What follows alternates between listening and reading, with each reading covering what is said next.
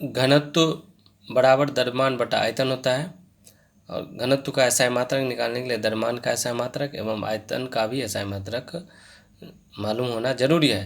तो घनत्व का सीजीएस मात्रक निकालने के लिए द्रव्यमान का सीजीएस मात्रक एवं आयतन का भी सीजीएस मात्रक मालूम होना जरूरी है। तो घनत्व का एसआई मात्रक बराबर हो जाएगा द्रव्यमान का एसआई मात्रक बटा आयतन का एसआई मात्रक। इस प्रकार से घनत्व का एसआई मात्रक किलोग्राम प्रति घन मीटर होता है, और घनत्व का सीजीएस मात्रक ग्राम प्रति घन सेंटीमीटर होता है। तो घनत्व के एसआई मात्रक एवं सीजीएस मात्रक के बीच में हम इस तरह संबंध स्थापित कर सकते हैं कि 1 किलोग्राम प्रति घन मीटर बराबर 10⁻³ ग्राम पर घन सेंटीमीटर। दूसरा समीकरण बल बराबर द्रव्यमान गुने त्वरण। यह अपने आप में एक समीकरण है जहाँ की बल और त्वरण दोनों व्युत्पन्न राशियाँ हैं।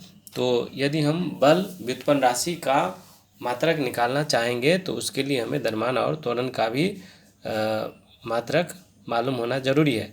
तो बल का एसआई मात्रक बराबर हम लिखेंगे द्रव्यमान का एसआई मात्रक गुणे त्वरण का एसआई मात्रक, और बल का एसआई मात्रक न्यूटन होता है, द्रव्यमान का एसआई मात्रक किलोग्राम होता है, त्वरण का एसआई मात्रक मीटर प्रति सेकंड स्क्वायर होता है।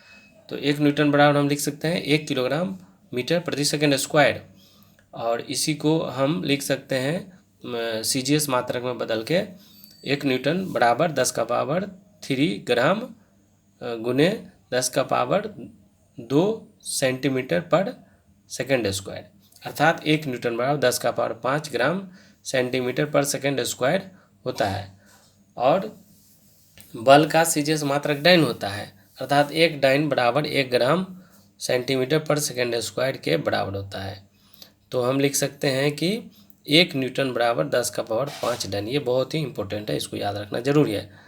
दूसरा समीकरण हम चर्चा करते हैं दाब बराबर बल बटा क्षेत्रफल। दाब का एसआई मात्रक बराबर बल का एसआई मात्रक बटा क्षेत्रफल का एसआई मात्रक, अर्थात दाब का एसआई मात्रक प्राप्त करने के लिए हमें बल और क्षेत्रफल का भी एसआई मात्रक जानना जरूरी है। यदि हम दाब का सीजीएस मात्रक निकालेंगे तो बल और क्षेत्रफल का भी सीजीएस मात्रक मालूम होना जरूरी है।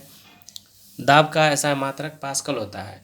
हम कुछ ऐसे मात्रक को देख रहे होंगे जो कि थोड़ा भिन्न लग रहा होगा सुनने में, देखने में, क्योंकि जो वैज्ञानिक जिस चीज़ का आविष्कार करते हैं या खोज करते हैं तो उससे संबंधित जो बातें होती है, मात्रक हो, राशि हो, उसका नाम उस वैज्ञानिक के नाम पर ही रख दिया जाता है। इसीलिए आप देख रहे होंगे कि बल का एसआई मात्रक न्यूटन, दाब का एसआई मात्रक पास्कल, इस तरह से ऊर्जा का एसआई मात्रक जूल, ये सब उस महान वैज्ञानिक का नाम है जिन्होंने अपना सारा जीवन इसे आविष्कार करने के लिए, खोज करने के लिए लगा दिया। तो चलिए हम देखते हैं कि दाब का एसआई मात्रक जो पास्कल है उसमें वह न्यूटन प्रति वर्ग मीटर के साथ उसका क्या संबंध है। तो 1 पास्कल बराबर होता है 1 न्यूटन प्रति वर्ग मीटर के बराबर। 1 पास्कल बराबर 1 न्यूटन प्रति वर्ग मीटर के बराबर होता है। और उसके आगे हम चर्चा करते हैं, यदि यहाँ पर एक ये बात याद रखना जरूरी है कि यदि दाब का एसआई मात्रक पास्कल नहीं होता तो न्यूटन प्रति वर्ग मीटर होता है। चलिए इसके आगे हम लोग चर्चा करते हैं वायुमंडलीय दाब के बारे में। वायुमंडल में वायु का जो दाब होता है उसे वायुमंडलीय दाब कहते हैं। वायुमंडल का अर्थ ही हो गया वायु का मंडल, मतलब वायु का जो परत है वो, और चूँकि वायु है तो कुछ न कुछ दाब होगा ही होगा, तो उसी के दाब को हम वायुमंडलीय दाब कहते हैं। इसके लिए वायुमंडलीय दाब के लिए एक बहुत ही उपयुक्त मात्रक यूज किया जाता है जिसका कि नाम है एटमॉस्फेयर।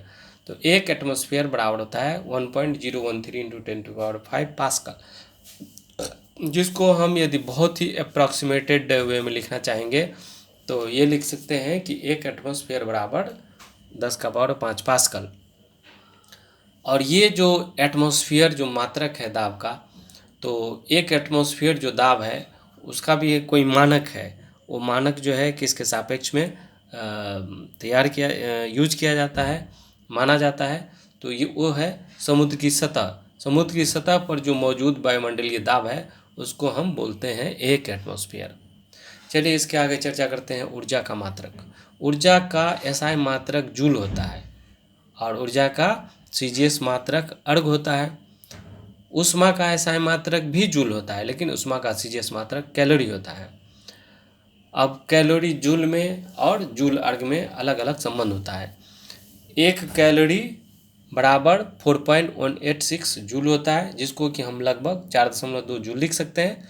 और यदि दोनों तरफ हम 1 किलो कैलोरी और 4.2 जूल में यदि हम 1000 से गुना कर देंगे तो लिखेंगे 1 किलो कैलोरी बराबर 4186 जूल। इसको हम लगभग लिख सकते हैं 4.2 किलो जूल। तो 1 किलो कैलोरी बराबर हो जाएगा 4.2 किलो जूल।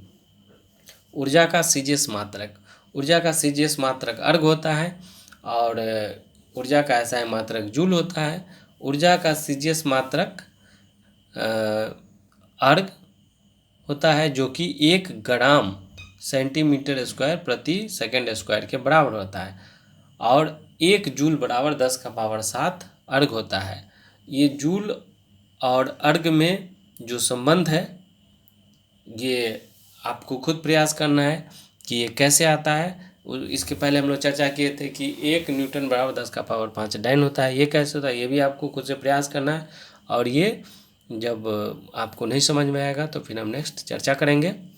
और यदि आपको कोई भी परेशानी हो तो मेरे व्हाट्सअप नंबर 8651162495 8651162495 पर मैसेज डाल सकते हैं। हम आगे इससे बेहतर डिस्कशन का कोशिश करेंगे।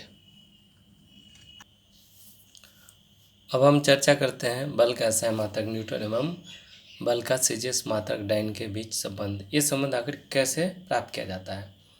तो हम जानते हैं कि 1 न्यूटन बराबर 1 किलोग्राम मीटर प्रति सेकंड स्क्वायर होता है। अब हम इसमें 1 किलोग्राम को अर्थात किलोग्राम को ग्राम में, मीटर को सेंटीमीटर में बदल देंगे।